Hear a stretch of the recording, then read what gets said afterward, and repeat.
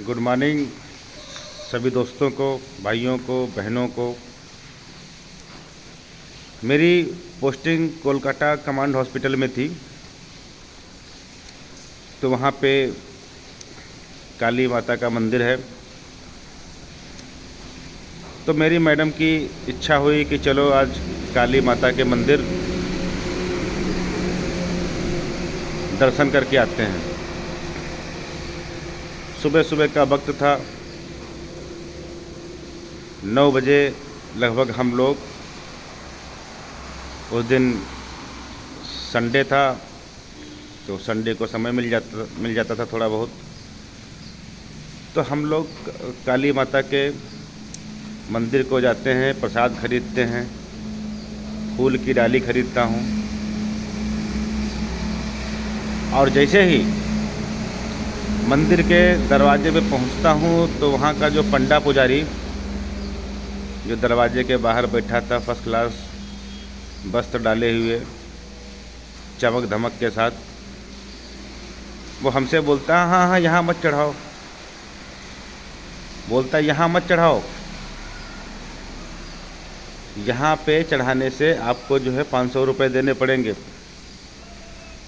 और तो मैं बोला आगे चढ़ाने में?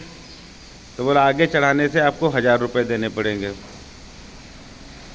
तो मैंने अपनी जेब में हाथ डाला, देखा रुपए तो हमारे पास ठीक ठाक पड़े हुए थे, एटीएम भी पड़ा हुआ था। तो मेरी फ्यूज हो गई।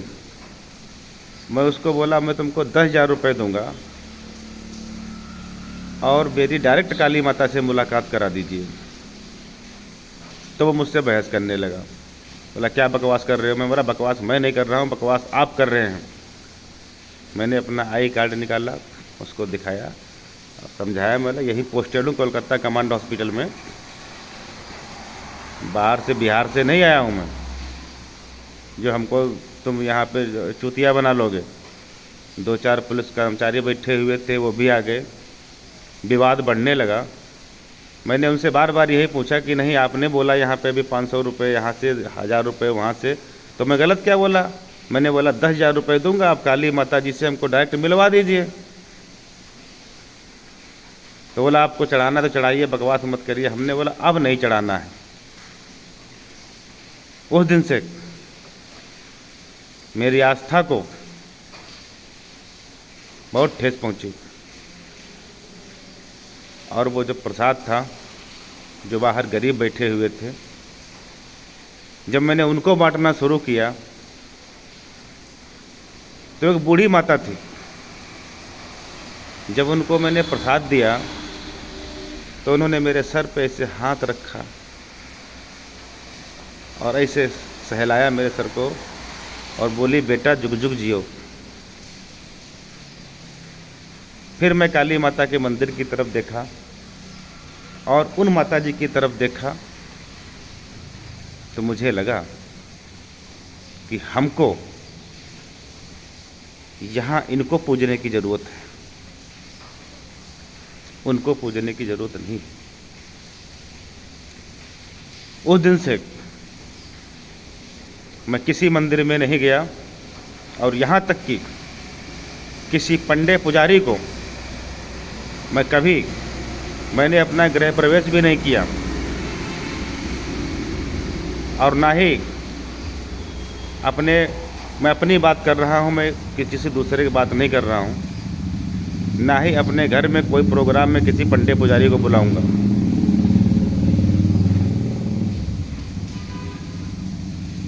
क्योंकि ये धर्म के नाम पे सिर्फ और सिर्फ पैसा बटोरने का काम कर रहे हैं। धर्म, असल मायने में धर्म का मतलब होता क्या है? धर्म का मतलब अच्छे कर्म। जिन शास्त्रों की हम लोग दुहाई देते हैं, सारे शास्त्रों में, सारे वेदों में उनको पढ़िए तो उनका एक ही सार निकलता है कि अच्छे कर्म करो।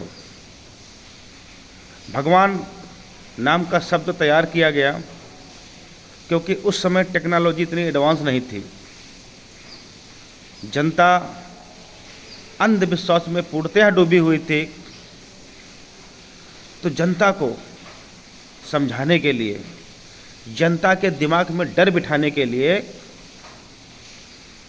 कि भैया भगवान से डरो, अच्छे कर्म करोगे तो स्वर्ग जाओगे और बुरे कर्म करोगे तो नरक जाओगे। तो आदमी नरक के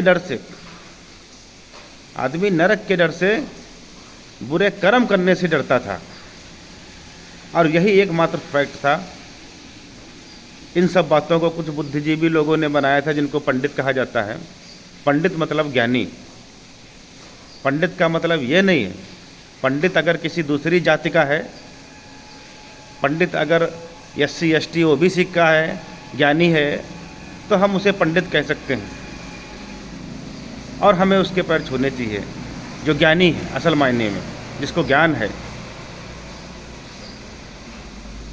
ज्ञान किस टाइप का?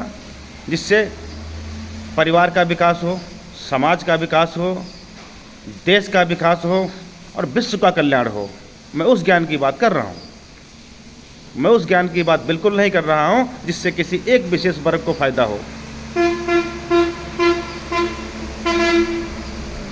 फिर उस समय कुछ पेड़ हैं, आप सबको पता है, तुलसी, नीम,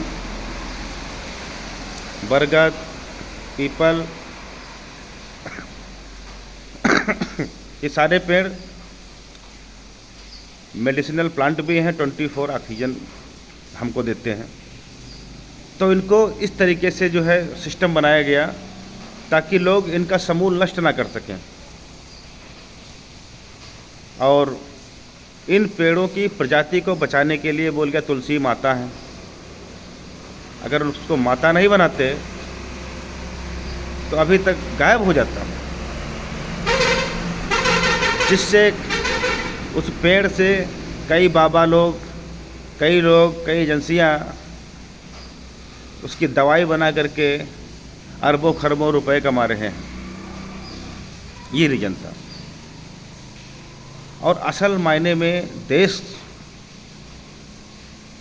सबको पता है, पाखंडवाद से नहीं।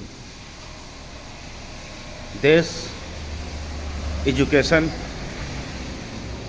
के सिस्टम को मजबूत करने से बनेगा, इसमें कोई दो राय नहीं है।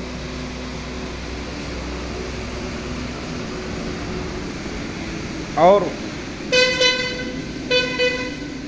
वो धर्म किस काम का, चाहे हिंदू का हो या मुसलमान का हो, जो धर्म हमें आपस में लड़ाने की बात करे, वो धर्म किस काम का। आज धर्म के नाम पे देश के अंदर लोग एक दूसरे लड़े जा रहे हैं। ये तो किसी शास्त्र और किसी वेद में नहीं लिखा हुआ है। सभी का सार एक ही है। जब मंदिरों में पूजा की जाती है, हमारे फौज के मंदिर में मैं बता रहा हूँ, हमारे फौज में भी मंदिर हैं, उनमें पूजा की जाती है, तो वहाँ पे लास्ट में एक नारा लगाया जाता है, धर्म की जय हो, अधर्म का नाश हो और विश्व का कल्याण हो। जो हमारे फौजी भाई होंगे वो सब मेरी बात को समझ रहे होंगे। धर्म की जय हो, अधर्म का नाश हो, विश्व का कल्याण हो। तो विश्व का कल्याण तभी होगा जब सारे देशों का कल्याण होगा, और सारे देशों का कल्याण तभी होगा जब देश के अंदर सब अच्छे से रहेंगे, और अच्छे से तभी सब रहेंगे जब सब आपस में यूनाइट रहेंगे। और जब सब आपस में यूनाइट रहेंगे तो लफड़े ख़त्म। इस नारे का असली मकसद ये है। और मंदिर का दरवाज़ा छोटा क्यों बनाया जाता है, मैं आपको बताना चाहूँगा, ताकि लोगों का अहंकार, जिनके अंदर अहंकार है कि अरे मैं तो अरबपति हूँ, वो भी सर झुका के घुसे उसके अंदर, अहंकार को तोड़ने के लिए। और उस ज्ञान को आज कुछ पंडे पुजारी अपना पेट पालने के लिए उसको एक तरीके से बर्बाद कर रहे हैं। अभी हाल ही में हमने एक वीडियो देखा था, एक पुजारी ने, हमने शायद शेयर भी किया था, एक नेता था कोई, उसको शिवलिंग में ही हाथ धुलवा दिया। क्या भगवान कभी कहते हैं कि मैं नेताओं के लिए अलग हूँ और गरीबों के लिए अलग हूँ? देश की एकता और अखंडता मेंटेन करने के लिए ये सब बनाया गया था, ताकि अपराध ना हो और लोग आपस में, ये त्यौहार जो बनाए गए इनका भी मकसद यही था। चाहे होली रख लीजिए, चाहे ईद रख लीजिए, चाहे बकरीद रख लीजिए, इन सबका एक ही मकसद था। अब होली में हम लोग जाते हैं, जिससे थोड़ी बहुत बुराई भी होती है, उसके भी पैर छूते हैं, 2 गुझिया खाते हैं। गुझिया क्यों, मीठा क्यों बनाया गया? मीठा खाने से ग्लूकोज बढ़िया मिलता है, जिससे ब्रेन ठीक से काम करता है। मीठा खाया, पानी पिया, 70% गुस्सा जो है उसकी ख़त्म हो गई। फिर अगले दिन सुबह मिलेगा, तब भी वो पैर छुएगा, जयराम जी की बोल करके जाएगा या नमस्कार बोल करके जाएगा। क्यों? आपस में यूनाइट करने का ये बहुत अच्छा जो है साधन है ये। ऐसे ही मुसलमानों में ईद और बकरीद, लेकिन अब मुसलमानों की बात करें तो बकरीद में बोलो बकरा काटने लगे। खाना पीना है ठीक, अच्छी बात है, खाओ पियो, ये तो इन्वायरमेंट सर्किल है, उसमें ये नेचर प्रकृति का। अगर शेर जो है जानवर को नहीं खाएगा तो जिंदा कैसे रहेगा वो? मैं खाने पीने की बात नहीं कर रहा हूँ, मैं बात कर रहा हूँ कि जो है अपने अपने अस्तित्व को तथाकथित भ्रमित विचारधारा से ग्रसित करके और जो नया सिस्टम बना लिया, दैट इज एब्सोल्युटली रॉन्ग। जय हिंद, जय भारत माता।